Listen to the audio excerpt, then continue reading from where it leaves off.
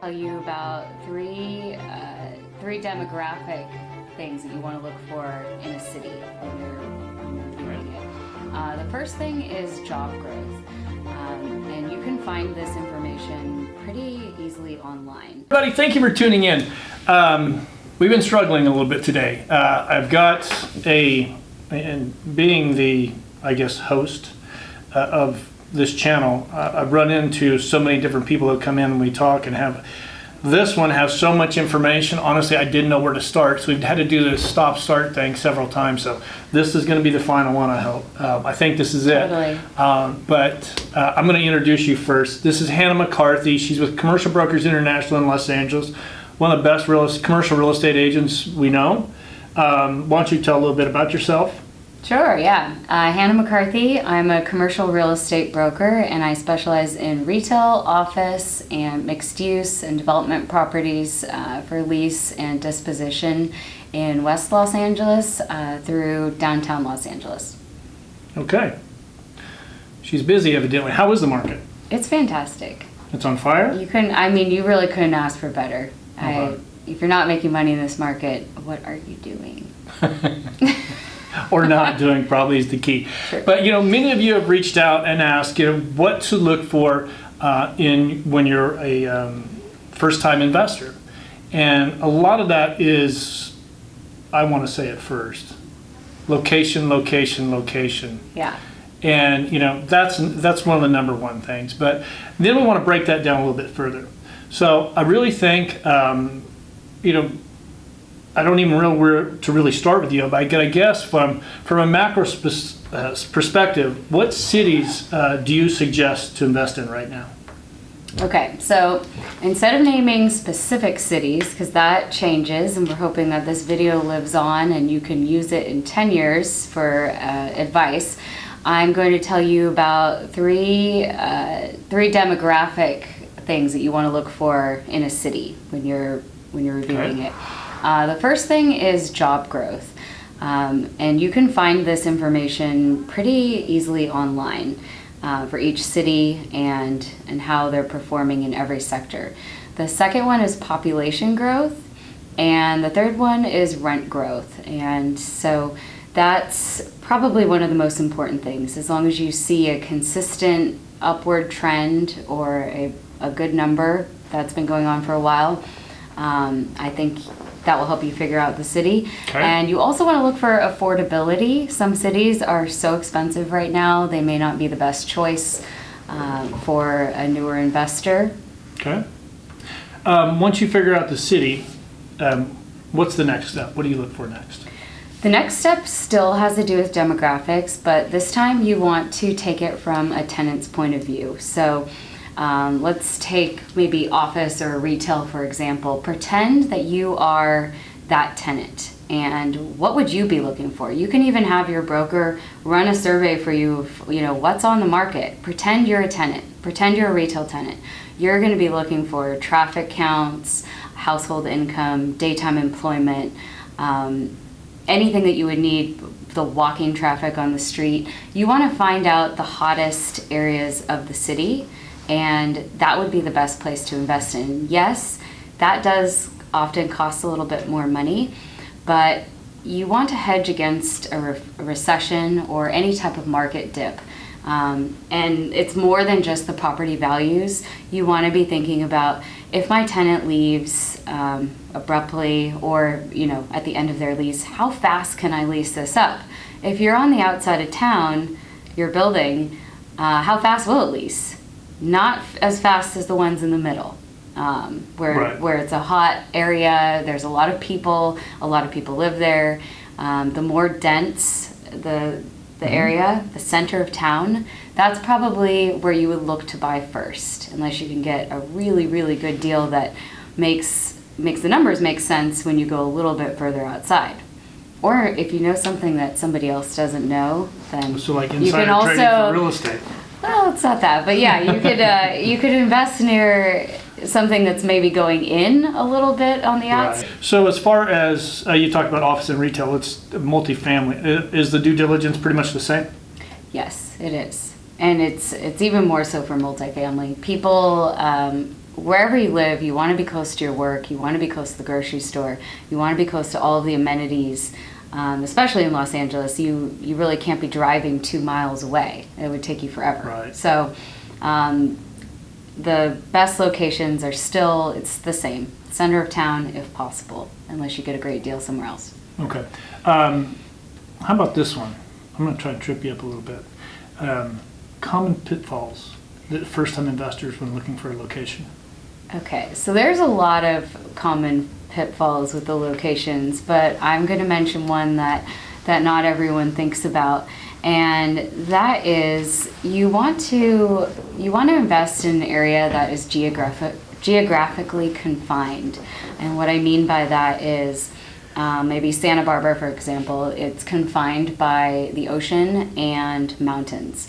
So it's built out. There really isn't too many more places to build. They can't just build something next door and... Exactly. Right. So like in contrast, an area like Phoenix, people, once it gets hot and rent starts to go up, people think, well, you know what, we'll just build a city 15 minutes outside of town and we'll just drive in 15 minutes to Right. work. And so in those areas, rent growth is still happening. Phoenix is a really awesome city and I enjoy going there.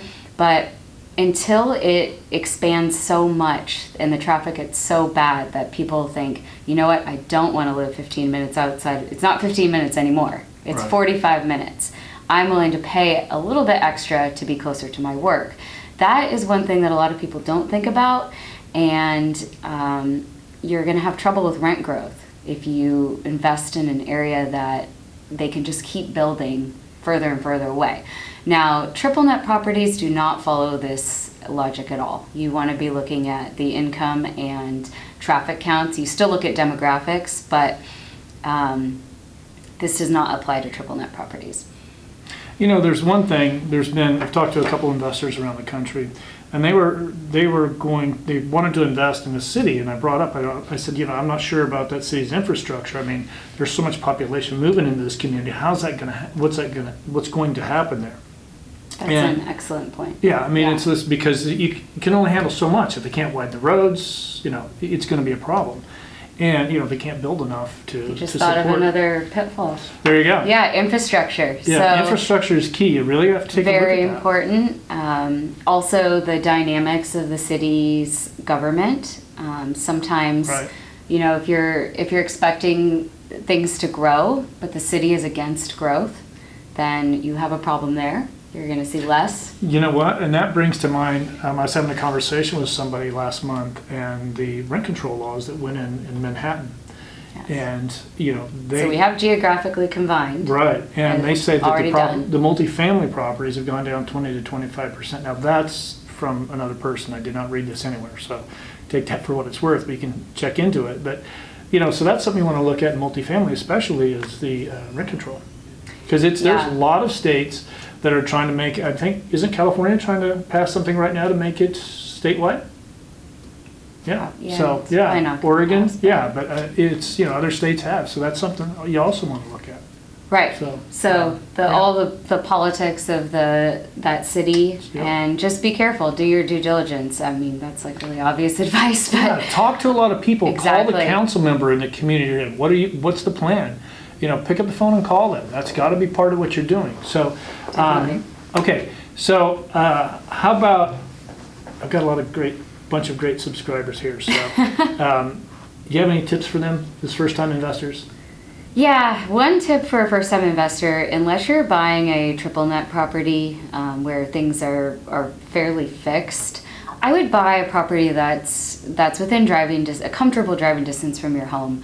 That way, if you don't have the management team in place to run the property, if something goes wrong, you can go out there yourself. I know you guys have a property management company, and when you're managing from out of state, it can be a real chore. You have to find a specific type of handyman, or, you know, it's more work. You can get. I mean, the last couple of properties we've bought out of state have been because it was out of state owner. We bought the property back east, and the reason that these properties were being run to the ground was because a lot of the property management companies were not operating the property for the current owner. And so you've really got to be very particular about your property management company. Lots and lots of references. Make sure you go visit your property often and really, really do your books. You want to be able to touch your money. Yeah, That's you what want to be able to. my original Right. mentor said is, you want to be able to get out there and look at it. Even if things are going well, you want to be able to stop by, see what it looks like, see what the It's a gardening business. looks like. It is. You've got to look at it like it's a business. So it is a business, and you can lose your business very quickly if you don't keep your eye on the ball. Now, I don't know what your rule of thumb for distance is. I guess it depends on the city, right? So if it's LA. It depends on how much you can stand in the car. Yeah, exactly. So in LA, you got an hour, that means 3 blocks. So, maybe, you don't want to be too far out. You want to be able to go to that property pretty easily, especially on your first few investments, till you get a whole team in place. Once you get the team in place, and I think that's something that we should probably touch on is, you really want to have a great commercial broker that you can trust. You want to have a great property management team, maintenance guys, maintenance people. You've got to get the right team in place. So that's another great tip that I think everybody needs to take it. You got to get your team in place, and that can make you a lot of money, or it can lose you a lot of money. So get the right team in place. So any other tips? Yeah, I mean, in relation to the team, definitely picking a broker and an attorney, a real estate broker that you really trust, who knows the market well. I forgot about attorney, didn't I? You need a good attorney as well. Look over your contract. And this isn't location related, but I would spend your efforts finding a property that cash flows and not considering appreciation at first. So look at the monthly cash flows, and if it appreciates, that will be icing on the cake, but not something that you should be relying on exclusively. You can't. I mean, it's really as you're doing your due diligence, looking at everything, because you're going to need a new roof next year, you better have the money put aside. So make sure you're doing that. I don't want to run any longer today. Tune back in next week. We put this out every Wednesday. Hannah, thank you very much for coming in. I'm going to put Hannah's contact information in the video, probably down below. And if you haven't yet, please do subscribe and tune in every Wednesday. Thank you, folks. Thank you.